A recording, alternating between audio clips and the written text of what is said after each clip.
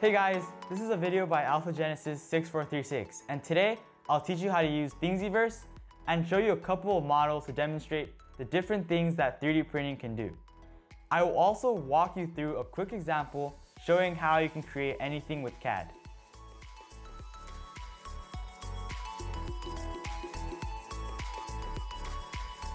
In my first video, I briefly discussed about Thingiverse, and I said how it was a good place for beginners to look for inspiration and ideas for things to design. However, you can also save time by downloading designs that other people have already designed on Thingiverse. This time, I'll be showing you how to search and download these files. In the following demonstration, I'll be showing you how to download a door opener that is listed on Thingiverse. For those of you who do not know what a door opener is, it is a tool that allows people to open doors without touching surfaces that may be contaminated. This is an example of how Thingiverse can help you print useful things designed by others. However, Thingiverse has many other useful things that you can download and print, such as tools, GIFs, and overall things that can improve your daily life.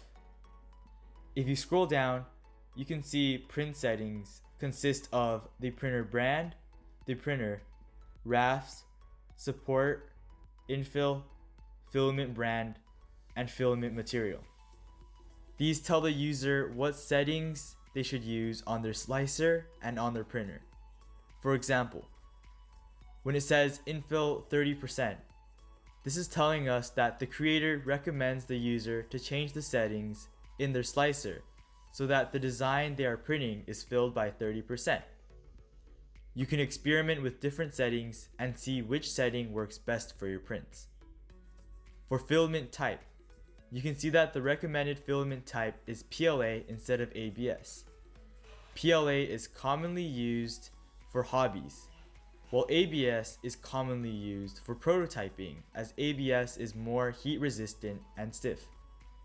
I strongly encourage you to share and post your designs on Thingiverse.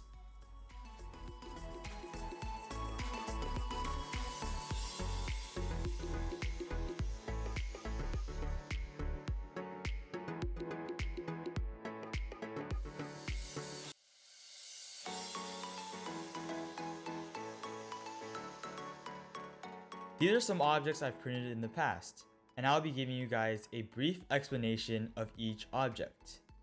Alright, so over here you can see 3 Totoros and a bear.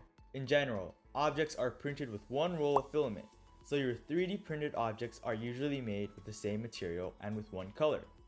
As you can see, to add details, you can paint them like I did for these models, or you can print them in separate parts like this bear. Now, let's take a look at a more complex model I printed from Thingiverse. You can see that multiple parts are attached to this object to create a movable arm or head. This is a helpful thing to keep in mind when you want to add in functional or mechanical parts to your design. Speaking of functional, over here there is a marble stand I made for my sister. She wanted to display the marble and keep it from moving around. Another example would be this Pokeball and simple water bottle I made. They both have threading, which allows you to open it or close it and place things inside. For this piggy bank, there is a marble inside, and this shows that you can add objects mid-print or even implement moving components in one print.